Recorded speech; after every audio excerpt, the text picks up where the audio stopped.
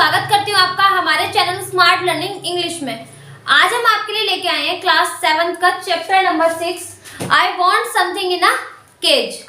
ये सप्लीमेंट्री का an alien hand का चैप्टर नंबर 6 है। चलिए शुरू करते हैं इसकी समरी से। इसमें एक कैरेक्टर है mister Purcell. Mister Purcell run a shop of pets, जो एक पालतू जानवरों की दुकान चलाते हैं।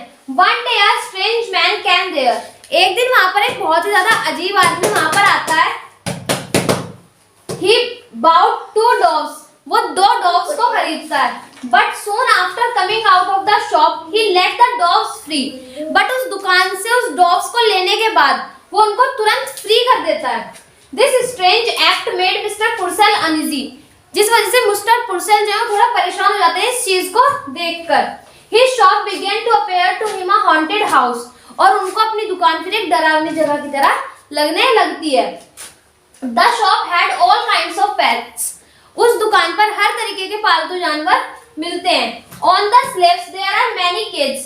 उनके वहां पर बहुत सारे पिंजरे भी हैं। Mr. Purcell considered himself a professional man. वो अपने आप को एक प्रोफेशनल मैन मानते हैं इस मामले में। There was always some noise in the shop. हमेशा उनकी दुकान में कोई ना कोई आवाज रहती थी।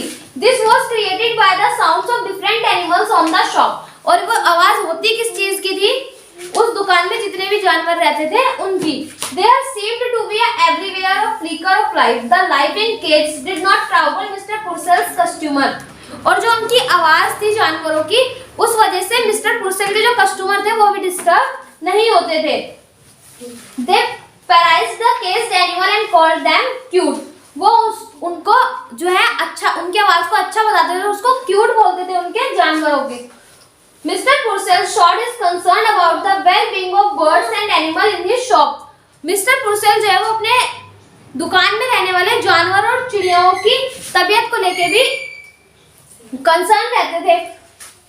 He dealt in fish food and bird seed and prescribed remedies for ailing canaries. वो अपने वहां पर रहने वाली मछलियों का खाना, बर्ड्स का और उनकी बीमारियों के लिए दवाइयों का भी पूरा ध्यान रखते थे। He wore large glasses which magnified his eyes. वो थोड़े बड़े टाइप के चश्मे पहनते थे जिसकी वजह से उनकी आंखें भी जो है वो बड़ी-बड़ी लगती थी। His looks made the author compare him to wise owl. और इसी वजह से जो इस चैप्टर का लेखक है वो उनको एक उल्लू से जो है कंपेयर करता था। This noise in the shop did not trouble Mr. Purcell. उस दुकान में रहने वाले शोर से मिस्टर पुर्सेल जो है वो परेशान नहीं होते थे। He was as used to it as to the ticking of a clock. उनको उसकी आदत उस तरीके से पड़ चुकी थी जैसे कि घड़ी की सुई की टिक टिक की होती है। The customers who came to buy a pet also did not mind this noise. जो भी कस्टमर वहां पर जानवर लेने आता था उसको भी उस आवाज से कोई दिक्कत नहीं थी। But a man had bought 2 dogs and let them free. But वहां पर एक आदमी आता है जो वहां से 2 डॉग्स खरीदता है और उनको फ्री छोड़ देता है। He had found the shop depressing. He asked the owner if all the noise did not upset him. वो उस दुकान के ओनर से पूछता है कि आपको ये जानवरों की आवाज से आप परेशान नहीं होते हैं? This man had skinny shoes. उसके जो जूते थे वो चमकीले थे। His suit was cheap. उसका जो सूट था वो थोड़ा सा सस्ता था। His dress was ill-fitting but new. उसकी ड्रेस ठीक ठाक थी लेकिन नई थी। He had close crabbed hair and unsteady eyes.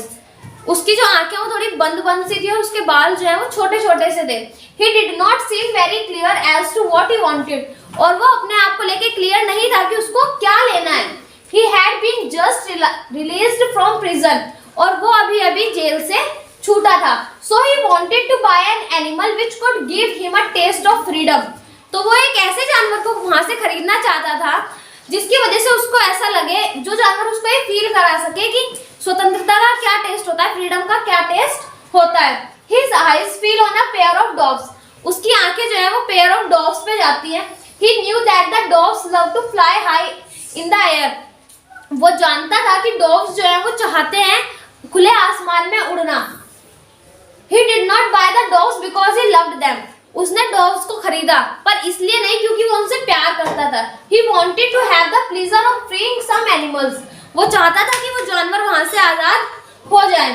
This urge was so great that for this he spent all this money. उसने जितना भी पैसा कमाया था वो सब उन पर लगा दिया. This he had earned after working hard as a prisoner for 10 years. और ये पैसा उसने 10 साल जेल में कड़ी मेहनत करके कमाया था. The amount was $5 और वो अमाउंट था $5. After buying the doves, this new customer talked to Mr. Purcell for a little while. Mr. Purcell offered to advise him about the care and feeding of the doves. उस dogs को खरीदने के बाद mister पुर्सेल जो है वो customer से बात करते हैं और उसको बताना चाहते हैं कि इसकी केयर कैसे करनी है, इसको क्या खिलाना है, कैसे इसको रखना है. The man, however, was not interested in that. But वो इंसान जो था, वो आदमी जो था, वो इस चीज को सुनने में बिल्कुल भी इंटरेस्टेड नहीं था, क्योंकि उसको अपने पास उनको रखना नहीं था, तुरंत उड़ा देना था. He bowed with disdain and went out of the shop. वो बहा बोल के वहां से उस शॉप से बाहर निकल गया. It was so because he was not interested in keeping the dogs. और उसने वो बातें क्यों नहीं सुनी थी? क्योंकि वो इन सब बातों में इंटरेस्टेड नहीं था.